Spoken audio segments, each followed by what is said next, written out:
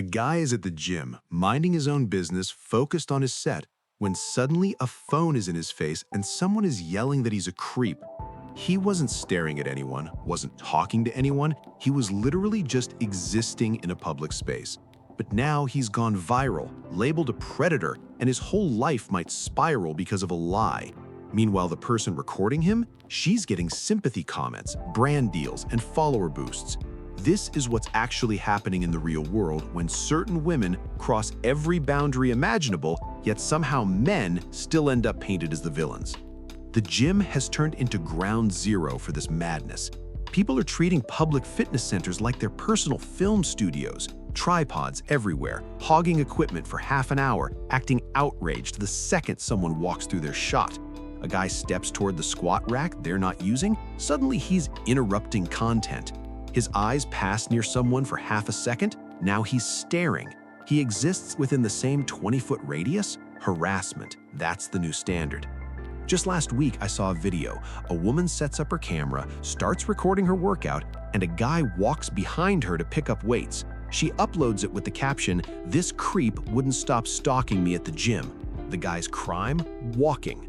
Thankfully, the comments shredded that narrative. But imagine being him, having your face plastered online as a predator for doing nothing except living your life. The double standards are unbelievable. If a man filmed random women at the gym without permission, he'd probably be escorted out or reported instantly. If a man posted videos calling women creeps for simply being near him, he'd be canceled into oblivion. If a man demanded that everyone reshape their workout around his filming, he'd be clowned non-stop. But when some women do the exact same things, yes, queen, expose these creeps, the applause is automatic. And then there's this bizarre assumption that every guy is secretly obsessed with them. A man looking at the TV behind you? No, clearly he wants you. A guy sitting between sets? He's staring. A guy breathing in your general direction? He's desperate. And the wildest part is how angry some get when reality proves otherwise, when the guy genuinely doesn't notice or doesn't care. I saw a video where a woman approached a man at the gym and started flirting with him. He politely said he was married and went back to his workout. She filmed the rest of the interaction, mocking him and calling him gay because he rejected her, then posted it online for laughs. Hundreds of thousands of views. Imagine a man filming a woman and calling her gay because she wasn't interested. His life would be over. This new trend of harassing men for social media content has become an epidemic. These creators treat men like props, background characters whose comfort, privacy, and dignity don't matter. They interrupt workouts, shove cameras into faces, demand reactions, then act wounded when the guy gets annoyed. Why are men so aggressive? Maybe because you're harassing them for engagement. And the online mob is terrifying. One random guy gets filmed without his consent, labeled a creep with zero evidence, and within hours, internet detectives are digging up his job, his family, his entire life. His employer gets spammed with demands to fire him, his family gets messages, his reputation gets torched, and the person who started it, nothing happens to her. What really exposes the delusion is how rejection triggers instant hostility. A man politely declines someone's advances and immediately becomes, he's gay, he's broke, he's intimidated, anything except he's just not interested. That possibility is forbidden. A buddy of mine, successful, good-looking guy, was out at a bar. A woman walked up to him, very forward. He politely declined, saying he was seeing someone. She threw her drink on him. Then she stormed off telling people he groped her. If he didn't have witnesses, that night could have ended with handcuffs. That's how insane it's gotten. Now let's talk about something darker, the adult content culture bleeding into spaces where kids exist. A clip went viral of a boy, maybe 10 years old, recognizing an OnlyFans creator at a convention. Think about that. A child recognizing someone from explicit content. This isn't empowerment, this is cultural decay seeping into the next generation. The normalization of explicit work is reshaping how kids understand relationships, self-worth, and sexuality. Young girls start seeing it as a default career path. Young boys grow up thinking women exist behind paywalls. Nobody wins except the platforms profiting off the chaos. But the worst part is the weaponization of accusations. Some women have discovered the nuclear button, crying assault for attention, revenge, or leverage. Didn't get the relationship you wanted? Accusation. Didn't get the promotion? Accusation. Got rejected? Accusation. The word is losing its meaning because it's being used as a weapon. I watched a case where a woman claimed a man assaulted her in a store. The security footage came out, he'd accidentally brushed past her while reaching for something on a shelf. That was it. Still, she called police, posted online about being violated, and even started a GoFundMe for trauma therapy. Meanwhile, he had to hire a lawyer to defend himself against literally nothing. But here's the shift that's starting. People are no longer automatically believing whatever story hits the internet first. Comment sections are calling out manipulation. Bystanders are defending innocent men. Believe all women is becoming wait for evidence. And some women hate that their get-out-of-jail-free card is disappearing. One of the most dangerous illusions spreading online is this overconfidence in physical ability. There was a woman who went viral bragging about fighting her male coworker because she believed her 6 months of self-defense training was made her unstoppable. He held back at first, telling her to chill, but she kept escalating. When he finally used maybe 10% of his strength just to stop her, she ended up with broken ribs and a concussion, yet she still painted herself as the victim afterwards. This pattern keeps repeating. Initiate conflict, get hurt, then blame the man. The theme is always the same. Ignore consequences, then blame others. Start a fight? Somehow it's the man's fault for defending himself. Make a false accusation? The man made you feel insecure. Destroy someone's reputation? The man shouldn't have acted suspicious. There's this endless loop of victim narratives with zero accountability. And men keep getting labeled creepy for simply existing. Walking your dog, following someone, shopping for groceries, stalking, sitting on a park bench, lurking. I was at a coffee shop once waiting for my order in the designated pickup area. A woman kept glancing back, getting more agitated by the second. Then she loudly demanded I back up because I was making her uncomfortable. Again, in the exact waiting spot everyone uses. But she needed an audience. She needed the spotlight of victimhood. Content creators are making this even worse.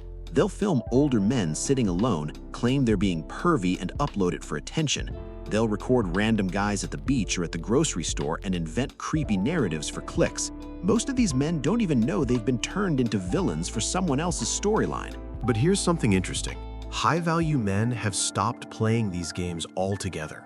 There's a shift happening. Successful, confident, self-aware men aren't reacting, arguing, or chasing anymore. A woman acts uninterested, expecting him to chase? He simply moves on. A woman creates drama for attention? He disengages. A woman plays hot and cold to test him. He finds someone who communicates like an adult. I watched a clip that captured this perfectly. A woman rejects a guy at a bar, probably expecting him to chase harder.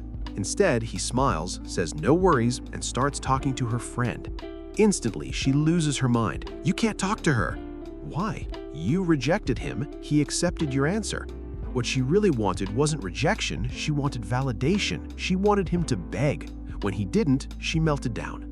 Some women sabotage themselves with these outdated dating tactics, mixed signals, mind games, tests, drama. And then they can't understand why men gravitate toward women who are clear, direct, and emotionally stable. Why did he choose her over me? Because she said what she meant and meant what she said. Wild concept. And let's not ignore the pressure some women put on men for constant attention. I saw a video of a guy just trying to relax after a long week playing video games for maybe 2 hours. His girlfriend films herself crying, claiming he's neglecting her. Not talking to her, content. Not staring at her, content. Not entertaining her, content. It's like emotional manipulation has become a performance. Meanwhile, men's inner struggles get dismissed entirely. Men carry financial stress, career pressure, family responsibilities, silent health issues. But because they don't broadcast every emotion online, people assume they don't struggle. And the few times men do open up, some partners remind them why they stopped by making it about themselves or gossiping to friends. The victim economy is thriving. Drama is monetized, tears are monetized, false allegations are monetized. I saw a creator who accused a man of harassment and made hundreds of thousands through donations. Later, it was proven she had approached him and invented the whole story because he rejected her. Did she refund the money, face consequences? Of course not. She just made a new account and kept going.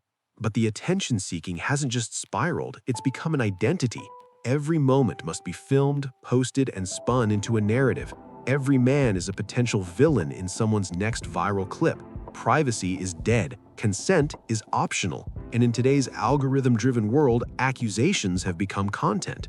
What's really happening is a power shift. Some women have realized social media gives them an enormous weapon, the power to destroy a man's life instantly. No evidence needed.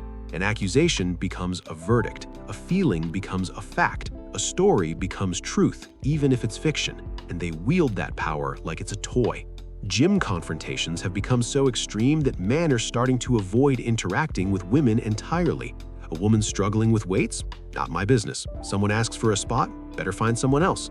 Why? Because helping can be twisted into harassment.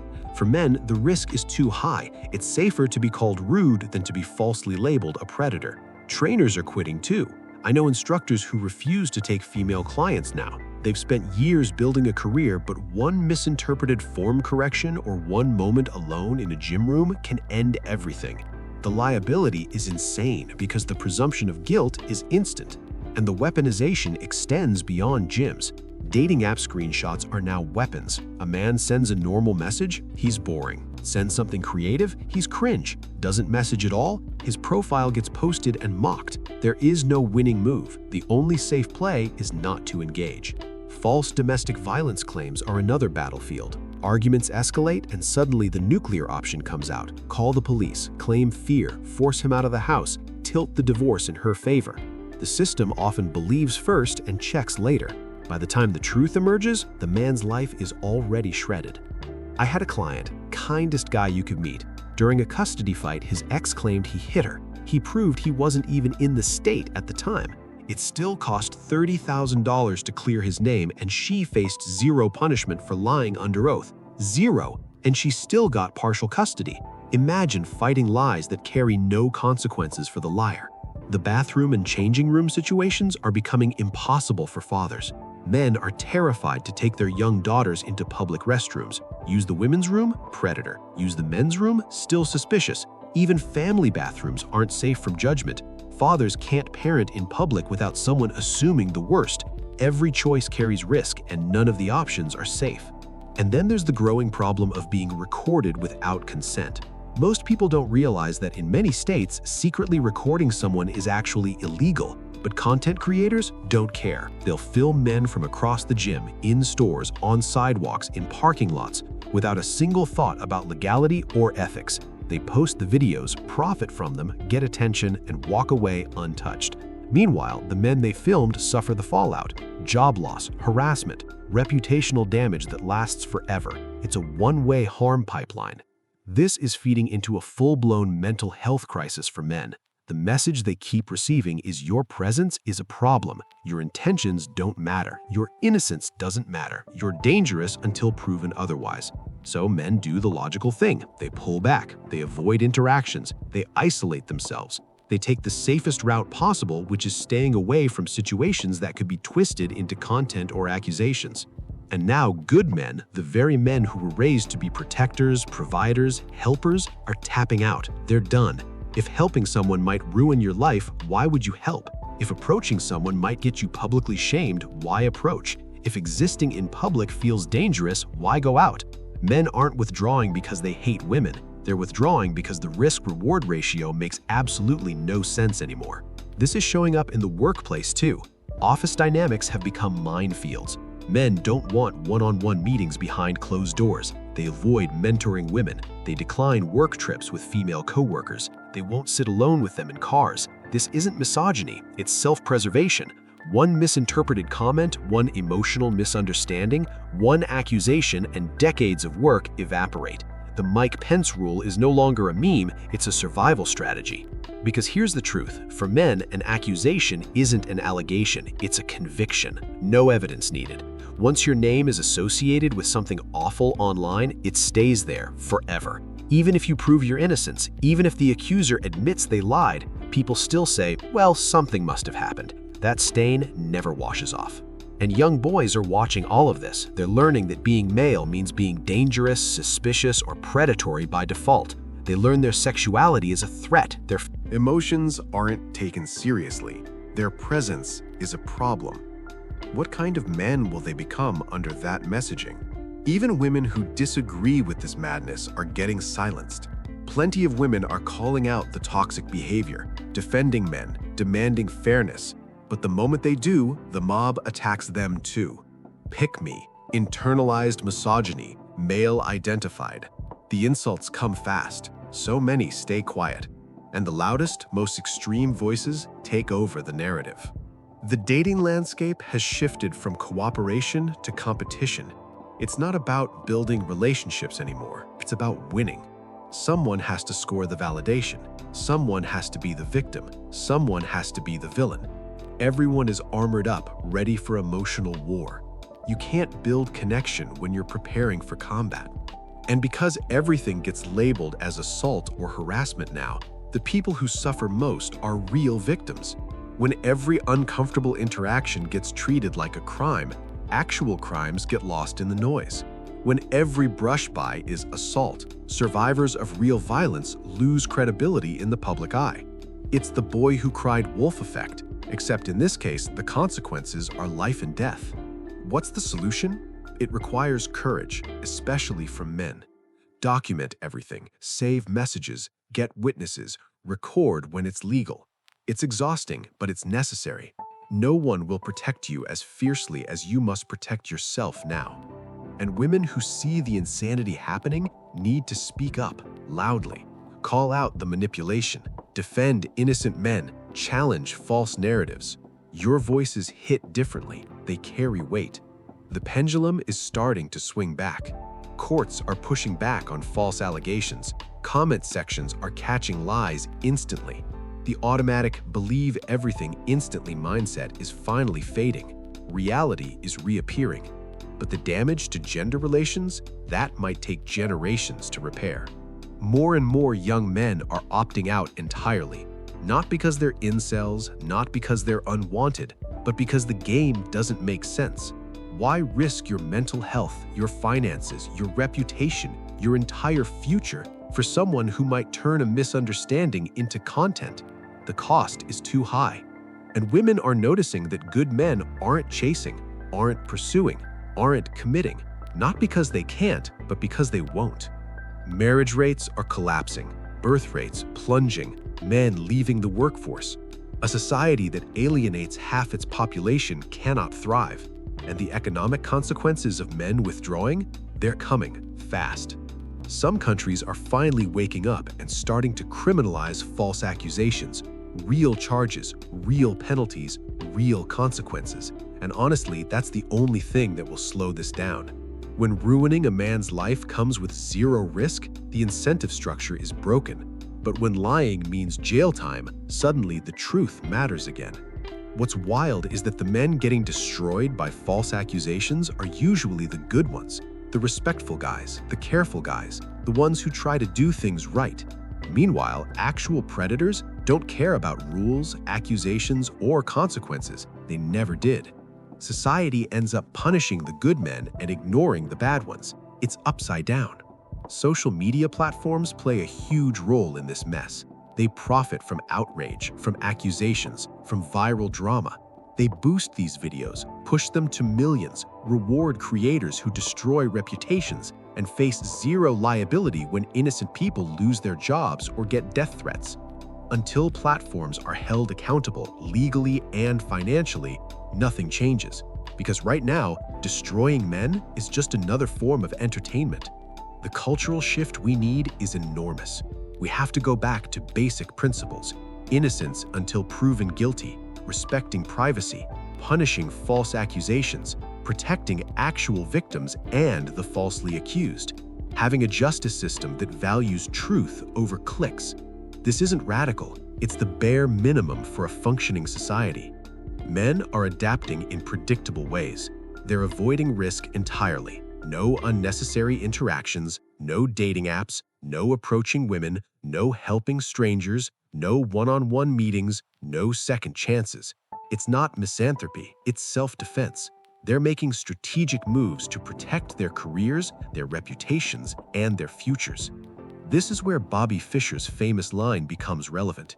He said, "I don't believe in psychology, I believe in good moves." Men are simply making the moves that minimize danger. It's logic, not emotion.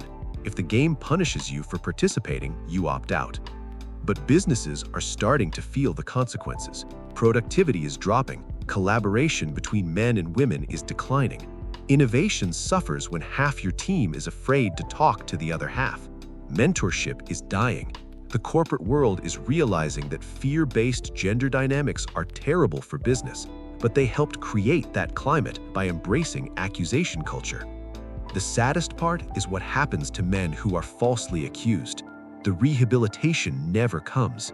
Even if they're proven innocent, even if the accuser admits to lying, the stigma stays. Google searches don't erase accusations. Background checks don't remove rumors. Society always whispers, there must have been something there. The damage is permanent, and women are starting to feel the blowback. They created a world where men are scared, and now they complain that men won't commit, won't approach, won't open up, won't take risks, won't trust. But fear kills connection. Trust can't grow in a minefield, and once trust collapses, relationships collapse with it. There's a massive respect deficit now. Men don't feel respected by society. Their struggles are minimized, their risks ignored, their mental health dismissed. Respect is oxygen for relationships, and right now, men are suffocating. Mental health services aren't helping either. Many therapists treat men's suffering as toxic masculinity. Support groups shame men for expressing frustration. Resources focus on everyone except men. It's no surprise male suicide rates are skyrocketing. Kids are absorbing all of this. Girls learning that victimhood brings rewards. Boys learning that existence is dangerous. Both learning that gender interaction is warfare, not cooperation. We're building generations that don't know how to trust each other. The first step to healing is acknowledging reality. Acknowledge that false allegations happen. Acknowledge that men face discrimination. Acknowledge the double standards. Acknowledge that some women misuse the system. You can't fix a problem you're not allowed to name. We need legal reform, real legal reform. Fast-track cases of false allegations, protect the accused until evidence exists, enforce consequences for lying, strengthen privacy laws so someone can't destroy your life on TikTok and walk away smiling. This is basic justice, yet somehow controversial. And incentives need to change. Stop rewarding false accusations with clout. Stop monetizing victim narratives. Stop turning man-shaming into viral content. Behavior follows incentives. Change the incentives, and behavior changes with it. Men also need to build brotherhood again. Sharing experiences, warning each other, learning how to protect themselves, recognizing red flags, supporting each other emotionally. Men used to have community. Now they have isolation. Rebuilding that matters. And the reasonable women, the ones who want fairness, need to be louder. Your voices matter. When women call out the insanity, people listen. When men do it, they get labeled sexist. You have the power to influence culture. Technology will help too. Consent recording apps, blockchain evidence logs, AI tools that flag inconsistent accusations, reputation systems that can't be manipulated. Technology will solve what culture refuses to fix. In the end, the conservative, cautious approach is winning because it keeps men safe. Boundaries, documentation, withdrawal from risky situations, it's not glamorous, but it works. The generational divide is huge now. Older people don't understand the danger. Younger people don't remember when things were normal, and those in the middle feel trapped between two collapsing worlds. Everything feels unstable. Other countries look at the West's gender wars with horror. They see the chaos, the collapsing marriage rates, the plummeting birth rates, and they're learning what not to do. While the West destroys itself, they build families and stability. And make no mistake, the pendulum will swing back. When cultures go too far in one direction, history guarantees a backlash, and the overcorrection may be brutal. Balance is ideal, but balance is not what we're creating.